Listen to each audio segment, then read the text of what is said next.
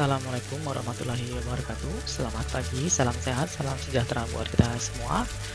Materi pada pertemuan kali ini adalah presentation atau presentasi khusus untuk ketika melakukan pemaparan hasil, bisa dalam bentuk penelitian, bisa juga tugas akhir atau mungkin tugas mata kuliah ya.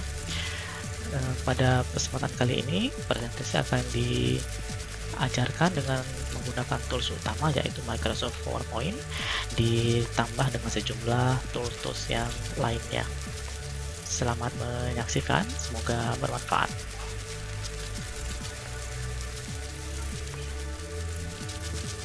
Saya adalah pengajar untuk mata kuliah ini. Perkenalkan, nama Leonard Reti Abdillah. Saat ini posisi saya di Associate Professor pada Computation Faculty dan Information System Department. Saya juga terlibat pada sejumlah editor dan reviewer untuk berbagai jurnal maupun conference. Kemudian juga mengampu sejumlah mata kuliah, mulai dari HCI, KFS, CRM, itu sebagai koordinator, dan beberapa mata kuliah lain seperti proses bisnis, kemudian Human Capital Management, Database, Data Structure, ERP, Information System, MIS, SGM, System Analysis and Development, serta yang lain-lain. Kemudian saya juga mentor untuk Pablon di New Zealand, kemudian consultant untuk activity baik itu academic, research, community, koordinator untuk grup research enterprise system. Adapun tujuan pada materi kali ini yaitu untuk mengetahui aspek-aspek dan macam-macam yang terkait dengan presentation, dilengkapi dengan sejumlah contoh dan tools yang bisa digunakan dalam membuat atau menyiapkan suatu presentation, dan lebih difokuskan lagi pada kebutuhan akademik. Bisa dipakai untuk mahasiswa S1, S2, S3 dan yang terkait. Adapun agenda pada pertemuan kali ini dibagi menjadi 5, dimulai dengan preparing presentation atau persiapan presentasi. Setelah terproduce presentationnya, baru mulai kita lakukan opening presentation atau pembukaan presentation, kemudian lanjut ke delivering presentation atau bagaimana menyampaikan presentasinya. Kalau sudah, baru ada closing presentation, bagaimana menutup suatu presentasi yang baik. Dan yang tidak kalah pentingnya, ada sejumlah presentation tool atau perangkat lunak yang sudah banyak itu dibuat untuk menunjang pembuatan atau menghasilkan suatu presentation.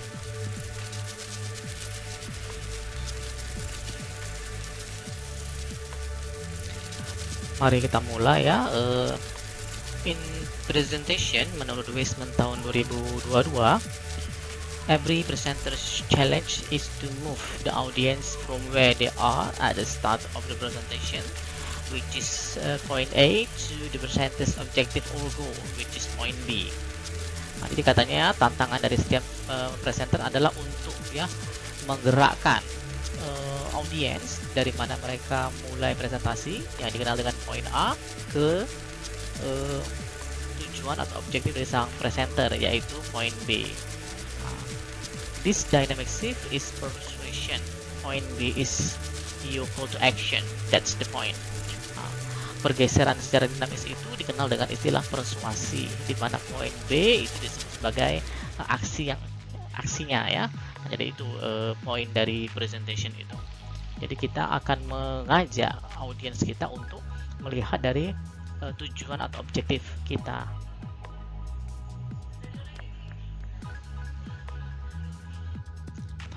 Selanjutnya ya, presenting is a fundamentally different form of communication than writing.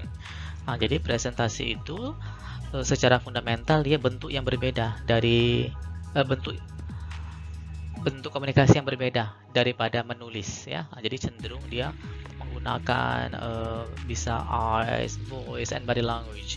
Kalau writing cenderung menggunakan textual, written information ya. People may not remember reports or spreadsheet easily, but presentation can make a powerful impression that lasts ya. Orang bisa saja tidak mudah untuk mengingat laporan-laporan lembar kerja dengan mudah ya, tetapi suatu presentasi itu bisa membuat kesan yang mendalam dan membekas, kira-kira seperti itu ya. Ini menurut Barker 2011. Kemudian, think a presentation as a formal conversation.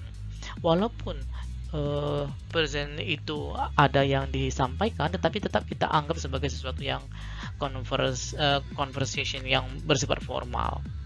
Nah, perantaranya adalah slide presentation ya, more up close and personal. Jadi slide presentation kita buat dekat dan personal dengan kita sebagai presenternya. Jadi tidak boleh pula terlalu kaku ya.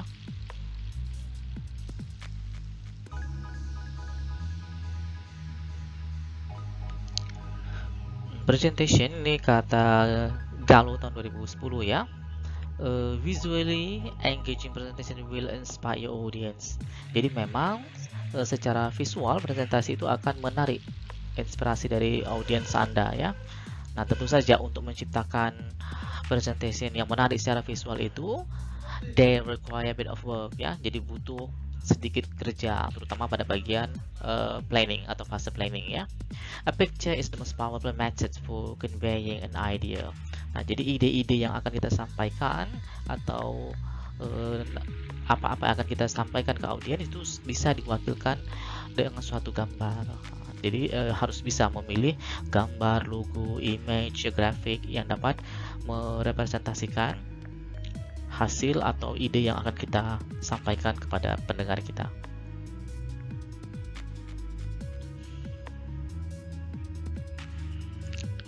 Atkinson advocated three-step storyboard approach to creating presentation.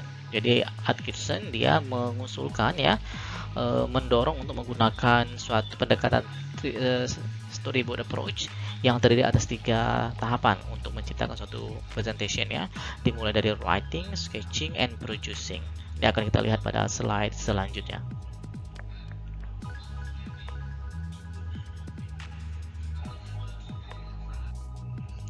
Three-step storyboard approach. Jadi pada pendekatan storyboard yang terdiri atas 3 langkah, dimulai dari writing ya. Writing ini berisi skrip atau story yang akan kita desain untuk presentation kita. Setelah ada story-nya, barulah langkah kedua masuk ke sketching ya. Di sini berisi desain mulai dari fontnya, warnanya, background sampai ke slide transition. Selanjutnya, apabila selesai sketching, baru masuk fase terakhir 3, yaitu producing. Di sini mulai menghasilkan presentation slide dengan bantuan dari presentation software yang nanti akan dijelaskan.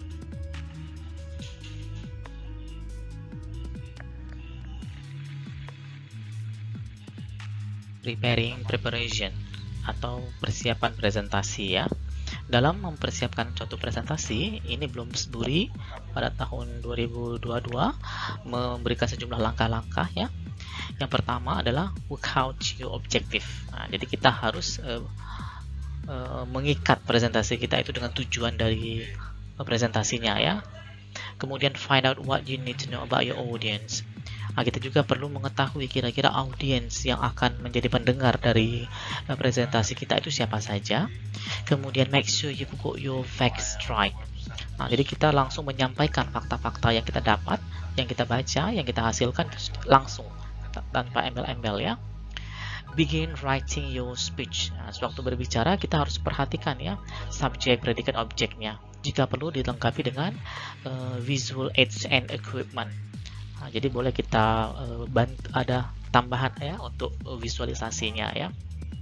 Gambar-gambar itu juga sangat bagus, table, grafik dan lain sebagainya.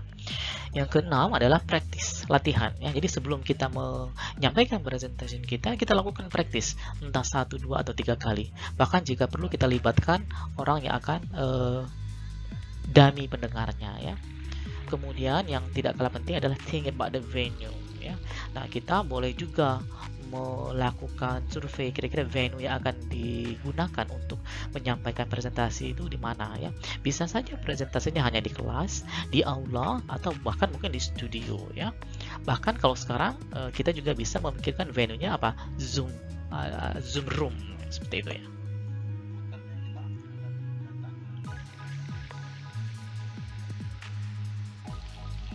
Sewaktu opening presentation, kita bisa melakukan sejumlah hal sebagai berikut. Yang pertama misalnya, reading the title of paper and or giving a self-introduction, seperti name and affiliation. Jadi boleh kita baca judul dari paper dan memberikan perkenalan diri ya, setidak-tidaknya nama dan affiliation. Tapi singkat dan padat saja. Yang kedua, immediately explaining the research framework. Example, for the past 2 years we have been observing. Nah, ini kalau pada presentasi yang ilmiah sekali ya, kita langsung jelaskan kerangka penelitiannya. Mungkin kalau untuk yang bisnis, pendekatan bisnisnya ya, silahkan. Yang ketiga, providing an outline of the presentation contents ya. Jadi di sini kita akan menyediakan seperti daftar isi atau outline dari konten presentasinya ya. Contohnya adalah today I'll be talking about, atau hari ini saya akan berbicara terkait bla bla bla bla bla bla. Yang keempat, making a like hot comment to the audience of an anecdotal and or commenting on the conference location of the speakers in general. Nah, jadi kita membuat yang kira-kira menarik komen atau menarik perhatian dari audiens ya. Bisa anekdot atau bisa juga berkomentar terkait dengan conference lokasi atau hal-hal lainnya yang secara umum ya. Misalnya, this is my first time to visit Seoul and I'm very happy to be here.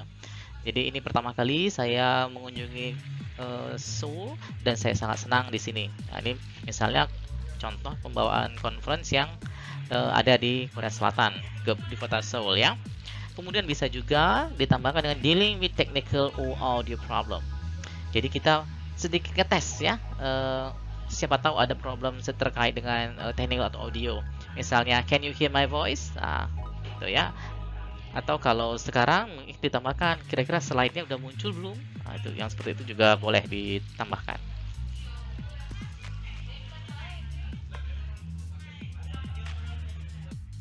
Delivering presentation. Delivery is broadly about 3 kind of activity, ya kata Barker ya. Jadi pengiriman itu secara luas terkait dengan 3 activity ya. Tentu di sini maksudnya adalah delivery terkait dengan presentation ya. Think about the way you use your eyes, voice, or body. Jadi ketika kita menyampaikan presentasi kita harus menggunakan cara yang kita gunakan ya. Apakah kita melibatkan mata, suara, atau body. Nah, jadi ketiga ini kita pakai secara berkolaborasi gitu ya. Jadi bisa saja kita, walaupun ada penekanan, kadang-kadang pada satu sesi kita lebih menekankan pada penggunaan mata, gerak mata ya, tatapan mata, penekanan suara, atau mungkin gesture dari body kita.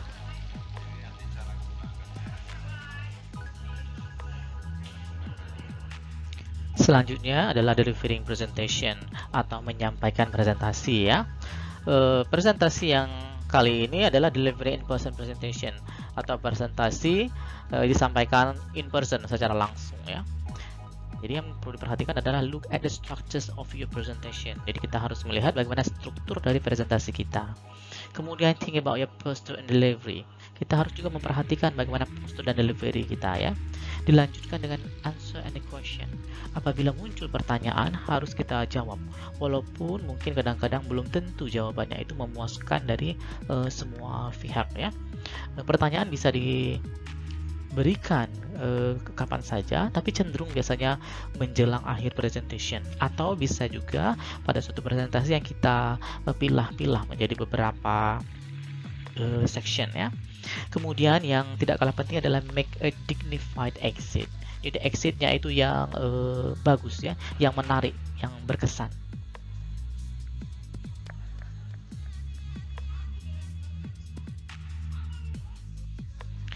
Selain konvensional presentation, kita juga bisa melakukan delivering online presentation. Contohnya pada masa pandemi yang mewabah melanda dunia tahun 2001 sampai awal-awal 2022, banyak kegiatan dilakukan secara online atau distance ya. Maka kita mulai menggunakan berbagai teknologi alternatif ya. Yang paling populer adalah misalnya cloud Zoom meeting ya. Jadi make sure the technology is working. Nah, jadi kita harus install yang terupdate ya. Dilanjutkan dengan lighting and setup. Karena pada online meeting, posisi kita dan audiens itu pada ruang yang berbeda, maka kita perlu perhatikan juga ya lighting dan setup environment sehingga tetap formal di mata audiens kita. Kemudian make the most of your camera. Jadi kita harus gunakan kamera yang beresolusi baik ya. Jika memungkinkan, ada tambahan khusus kamera untuk meeting ya. Kemudian don't forget to set yourself up. Nah, kita juga harus walaupun jarak jauh tetap harus prepare sebagaimana kita prepare pada saat in-person presentation. Kemudian manage the formats ya. Seperti apa format yang akan kita set untuk penyajian presentasi tersebut. Serta apabila kemungkinan ada interruption, itu seperti apa pengelolaannya.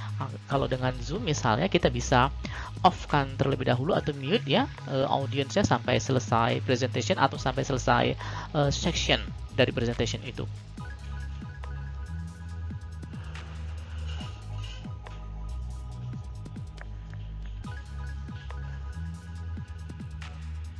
Delivering presentation. When delivering a presentation, you provide two type of info. Ini dari Dayon tahun 2021 ya. Jadi ketika kita menyampaikan suatu presentasi, kita menyediakan dua tipe informasi. Yang pertama yang nampak secara visual, yaitu adalah slide yang kita tampilkan. Yang kedua yang tidak nampak tapi ada, yaitu secara verbal, yaitu apa? Your voice. Jadi suara kita itu sangat memperkaya bagaimana informasi yang ada pada slide disampaikan kepada audiens yang mendengarkannya. Dengan kombinasi antara visual dan verbal, slide dan voice, maka presentasi akan menjadi lebih optimal dan lebih baik.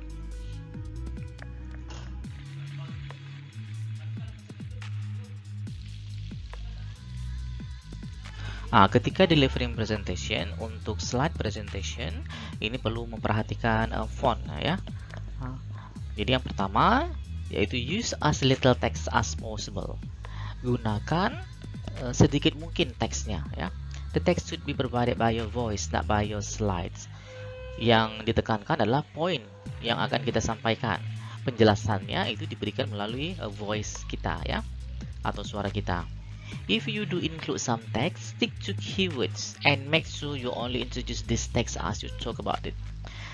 Kalau kalian melibatkan sejumlah teks, bisa kita ambil ya keyword penting dari slide yang akan disampaikan, dan pastikan bahwa kita hanya memperkenalkan teks tersebut apabila memang kita sedang bicara tentang hal yang terkait keyword tersebut.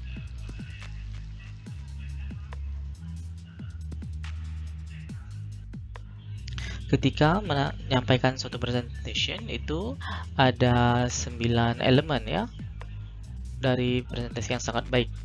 Yang pertama, kita adakan yang namanya headlines ya.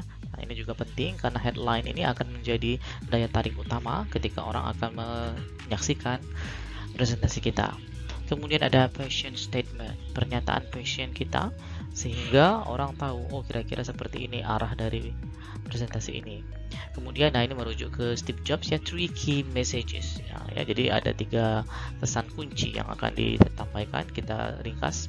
Kemudian ada metaphors and analogy, itu bagaimana ada slide perubahan, dan bisa juga kita adakan analogi ya untuk beberapa kondisi.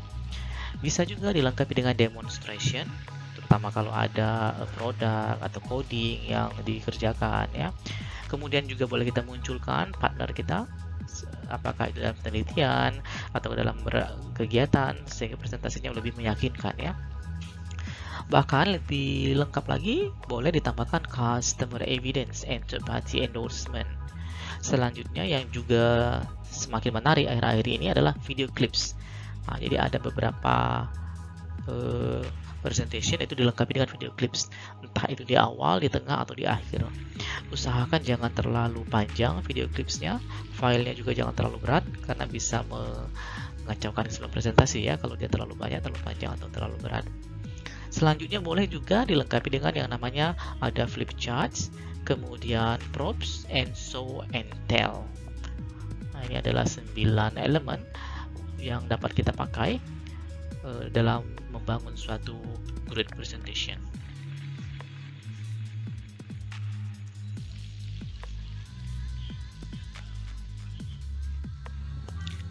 Lanjut ke closing presentation ya. Jadi setelah presentation selesai dipaparkan, ada beberapa hal yang perlu dilakukan. Yang pertama misalnya repeat or rephrase all question.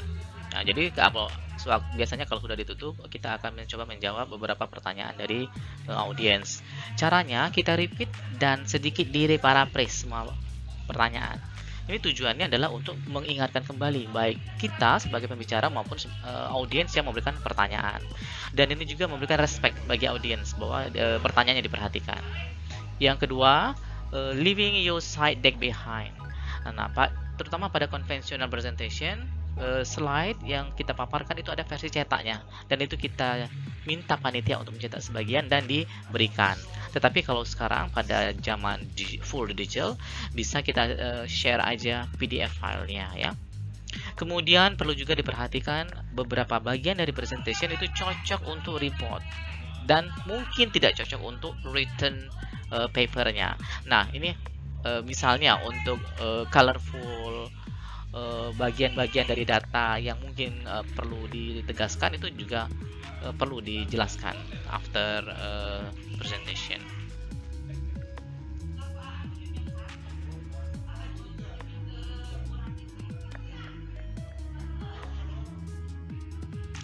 Salah satu contoh presentation yang paling memukau ya, banyak dijadikan contoh adalah Steve Jobs presentation ya. Jadi Steve Jobs ini merupakan pendiri dari Apple, perusahaan yang sangat bernilai saat ini ya. Dia menerapkan Aristotle's classic 5-point plan to create a persuasive argument gitu ya. Yang pertama, deliver a story or statement that arouse the audience interest. Jadi kita berikan suatu cerita singkat atau statement ya yang dapat memicu minat dari penggemarnya atau audiens kita. Pose the problem or question that has to be solved or answers. Kemudian tampilkan masalah atau suatu pertanyaan ya yang akan bisa diselesaikan atau dijawab. Kemudian offer a solution to the problem you raise. Tawarkan solusi terhadap masalah yang dimunculkan ya. Kemudian baru describe specific benefits for adopting the course of action set forth in your solution. Manfaat apa yang akan didapatkan ya. Kalau sudah, baru state the call to action ya, baru lakukan aksinya ya. Untuk contoh misalnya dia mengatakan now go out and buy one ketika dia mempromosikan produk yang ia tawarkan atau presentkan.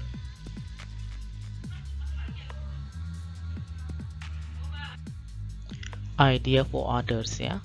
Make a presentation as good as possible because it could be an idea for conducting study for research for others.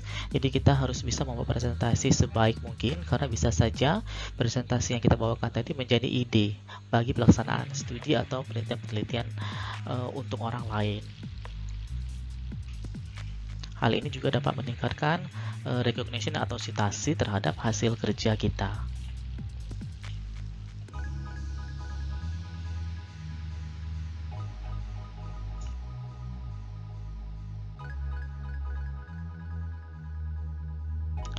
Selanjutnya adalah presentation tools ya.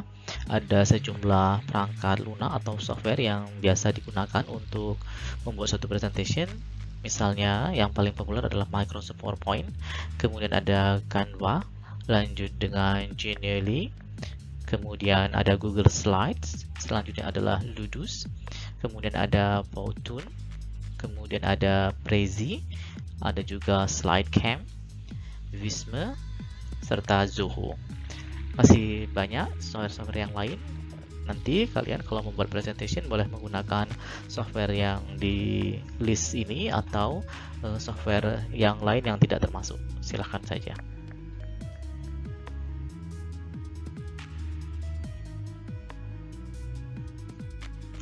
Oke, sekarang kita baru masuk kesimpulan ya.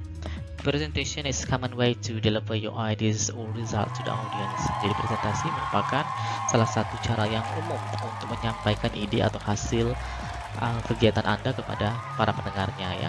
A good presentation needs several steps ya. Jadi suatu presentasi yang baik itu membutuhkan sejumlah langkah-langkah tertentu ya. Jadi tidak bisa langsung sekaligus jadi. One of the most popular presentation style is Steve Jobs presentation. Salah satu style presentasi yang paling populer dan banyak menjadi acuan itu adalah presentasi ala Steve Jobs, ya, pendiri dari grup Apple. Kemudian saat ini juga sudah tersedia beberapa presentation tools yang sudah kita jelaskan sebelumnya.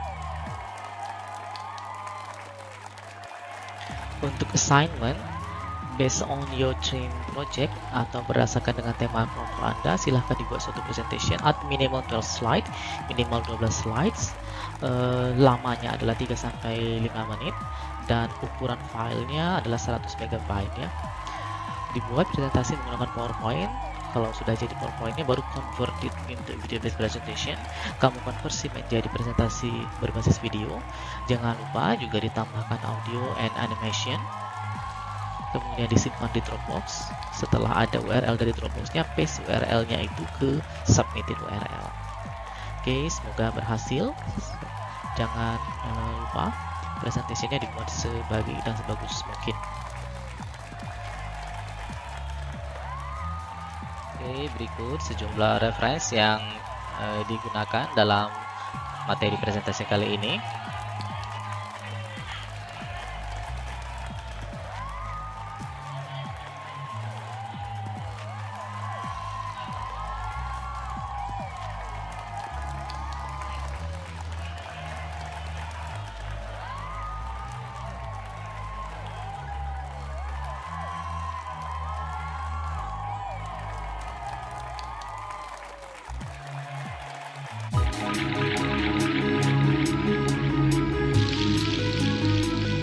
Assalamualaikum warahmatullahi wabarakatuh.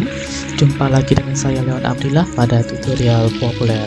Kali ini kita akan membahas tutorial recording PowerPoint 365 presentation. Sesuai dengan judulnya, maka software yang kita gunakan adalah Microsoft PowerPoint 36. Sekarang kita akan atur setting awal terlebih dahulu. Kali ini kita akan menggunakan fasilitas recording yang ada pada PowerPoint 365.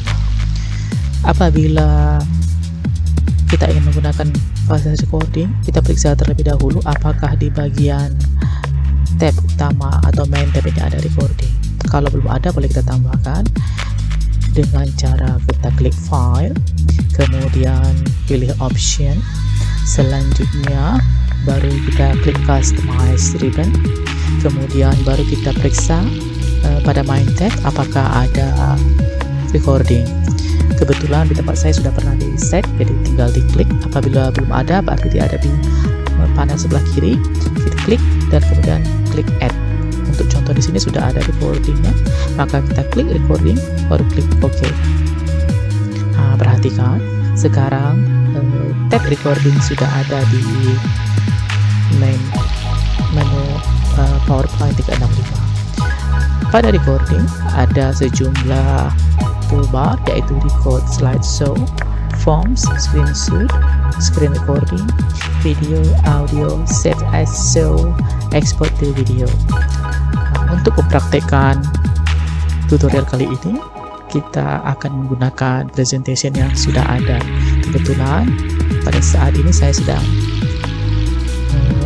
mempersiapkan diri untuk International Conference on Halal Issue Policy and Sustainability. Nah, pada slide yang sudah kita siapkan, kita klik recording, kemudian kita klik record slide. Ada pilihan boleh record from current slide atau record from beginning. Nah, untuk contoh, kita akan klik mulai record from beginning. Perhatikan, sudah muncul slide utamanya. Nah, kalau sudah, baru kita klik record, tombol record. Akan count 3, 2, 1. Barulah mulai kita berbicara sekaligus menggerakkan cursor sesuai dengan yang diinginkan. Di sini kebetulan saya beri animation, ya, untuk title-nya. Kalau nggak salah itu kita wheel. Kemudian juga animation untuk conference-nya. Nah, baru ini agenda, kebetulan ada 5. Saya tambahkan juga animasi di sini.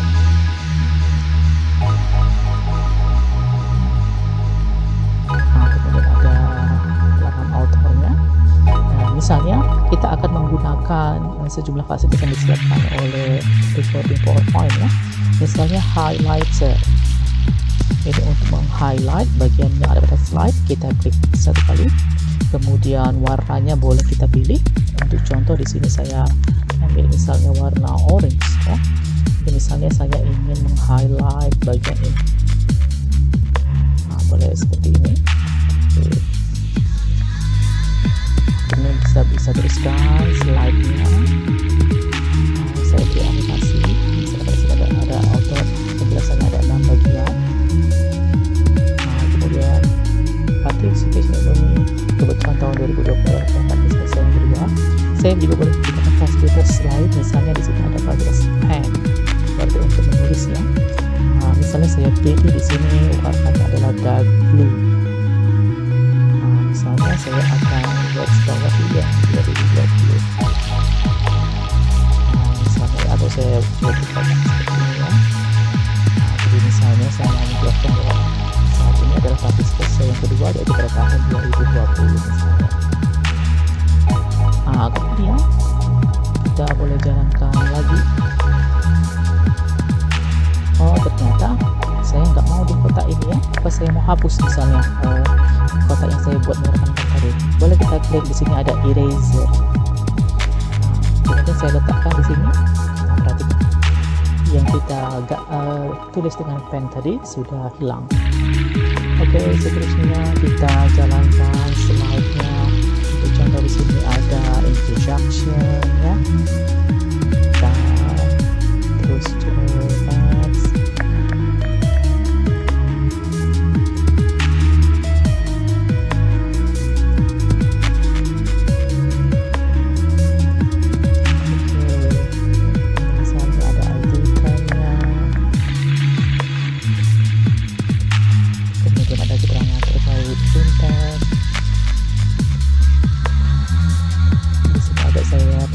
Agar file videonya nanti tidak terlalu besar. Kebetulan file presentation ini terdiri atas 36 slide dan memang saya tambahi dengan cukup banyak animation, ada gambar, ada sheet ya, ada table juga, ada sejumlah grafik.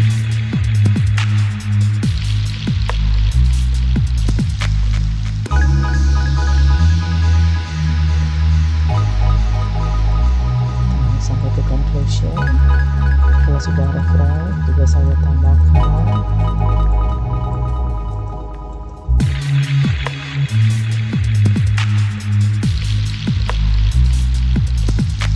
Nah, kemudian saya juga tambahkan next reset untuk timeline ke depannya. Nah, bisa juga ada closing. Saya buat halaman thank you-nya. Apabila selesai, bisa kita klik exit. Nah, kalau sudah, maka saya ganti namanya ya. Saya ganti namanya dengan file save as. Saya beri nama bla bla bla, seterusnya tinggal saya tambahnya aja video. Kemudian pada type-nya saya ganti dengan MP4. Baru kita klik save. Nah, perhatikan di bagian bawah. Di sini sudah muncul slide bar-nya ya, menunjukkan progres penyimpanan presentation ini dari PowerPoint menjadi file video dengan extension MP4.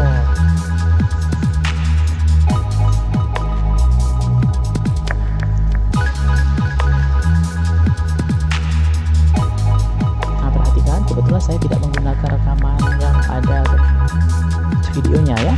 Di sini pada slide rekaman saya akan merekam suara saja. Nah, ini ada logo sound di sini ya. Bapak ibu atau adik-adik boleh tapi dilakukan sebelum di-save ya. Kalau misalnya mau mengedit, bisa saja nanti ada rekaman-rekaman pada slide tertentu yang tidak ingin digunakan, boleh di-delete.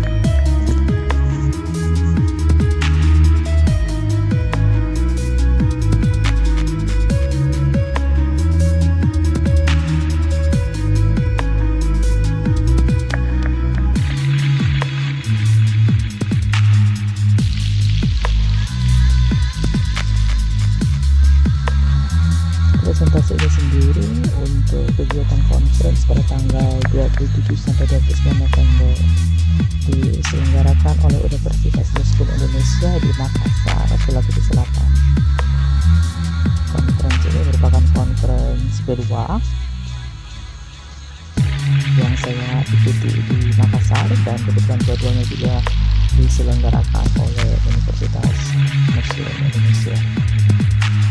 Proses penyimpanan itu sangat tergantung dari jumlah slide, animasi yang digunakan, dan lain-lain.